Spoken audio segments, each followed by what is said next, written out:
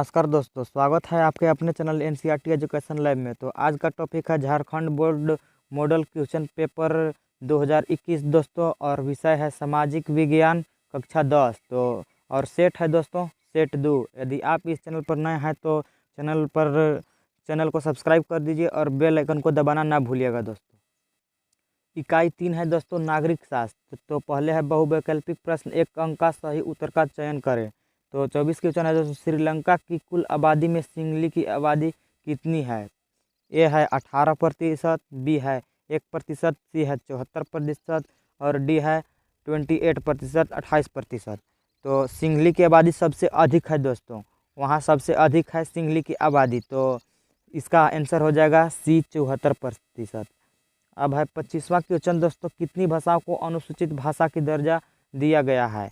ए 15, B 20, सी 21, D 22। तो इसका सही आंसर है दोस्तों, इसका सही आंसर है डी 22 भाषा। अब है दोस्तों 26 क्वेश्चन, समवर्ती सूची में कितने विषय हैं? ए 52, बी 50, सी 48, डी 7। तो 26वां का सही आंसर हो जाएगा दोस्तों ए 52। अब है 27 क्वेश्चन दोस्तों, इनमें से कौन लोकतांत्रिक देश है? ए सऊदी अरब, बी नाइजीरिया और सी भारत, डी इनमें कोई नहीं। तो इसका सही आंसर है दोस्तों भारत। भारत एक लोकतांत्रिक देश है। और है दोस्तों 28वां क्वेश्चन, भारत में कितने राष्ट्रीय दल मौजूद हैं? ए 2, बी 3, सी 6, डी 7। तो भारत में अभी है दोस्तों 7, अभी है 7। अब है दोस्तों कोष्टक में सही शब्द को चुनकर रिक्त स्थानों को भरिए। तो 29वां क्वेश्चन है, भारतीय राष्ट्रीय कांग्रेस का गठन ... में हुआ। तो भारतीय राष्ट्रीय कांग्रेस पार्टी का गठन 1985 में हुआ है दोस्तों, इसलिए इसमें हो जाएगा 1985 ईस्वी। अब है दोस्तों 30वां क्वेश्चन, 30 नंबर, चुनाव आयोग द्वारा बहुजन समाज पार्टी को राष्ट्रीय दल का दर्जा ... में प्राप्त हुआ। 1996, 1997। तो इसका सही आंसर होगा दोस्तों 1997 में। अब है दोस्तों 31 क्वेश्चन, बेल्जियम में ... सत्ता की साझेदारी का एक अच्छा उदाहरण है। सांप्रदायिक सरकार, सामुदायिक सरकार। तो इसका सही आंसर होगा दोस्तों सामुदायिक सरकार। अब है दोस्तों 32 ... में सिंहली को श्रीलंका का राजभाषा घोषित किया गया। ऑप्शन है 1959, 1965। तो इनमें से कोई ऑप्शन सही नहीं है दोस्तों, इसका सही हो जाएगा 1956। 1956 इसका सही होगा 1956। अब है अति लघु उत्तरीय प्रश्न, 2 अंक का 40 शब्दों में उत्तर देना है दोस्तों। तो है 33 क्वेश्चन, क्षेत्रीय दल क्या है? तो उत्तर है दोस्तों, राष्ट्रीय दल के अलावा अन्य सभी प्रमुख दलों को निर्वाचन आयोग ने राज्यीय दल के रूप में मान्यता दी है, जिन्हें क्षेत्रीय दल कहते हैं। अब है 34 क्वेश्चन दोस्तों, गठबंधन सरकार से क्या समझते हैं? उत्तर है दोस्तों, किसी दल में चुनाव जीतने के लिए कुल सीटों का आधा से एक सीट अधिक लाना होता है। जब ऐसा नहीं होता है तो अनेक दल मिलकर सरकार बनाते हैं, जिन्हें गठबंधन सरकार कहते हैं। अब है दोस्तों लघु उत्तरीय प्रश्न, 4 अंकों का 150 शब्द में उत्तर देना है। तो 35 क्वेश्चन है, श्रीलंका के समाज की जातीय बनावट की व्याख्या करें। तो उत्तर है दोस्तों 1948 में श्रीलंका स्वतंत्र राष्ट्र बना। सिंहली समुदाय के नेताओं ने अपनी बहुसंख्या के बल पर शासन पर प्रभुत्व जमाना चाहा। 1956 में कानून बनाया गया, जिसके तहत तमिल को दरकिनार करके सिंहली को एकमात्र राजभाषा घोषित कर दिया, जिससे सिंहली और तमिल के बीच बेगानापन बढ़ गया। अब है इसका अथवा में क्वेश्चन दोस्तों, भारत को हम एक अप्रत्यक्ष लोकतंत्र क्यों कहते हैं? तो उत्तर है दोस्तों, भारत को हम अप्रत्यक्ष लोकतंत्र कह सकते हैं क्योंकि यहाँ सरकार जनता द्वारा चुना होता है और जनता सर्वोपरि होता है। यह धर्मनिरपेक्षता देश है, यहाँ सभी को समान अधिकार है।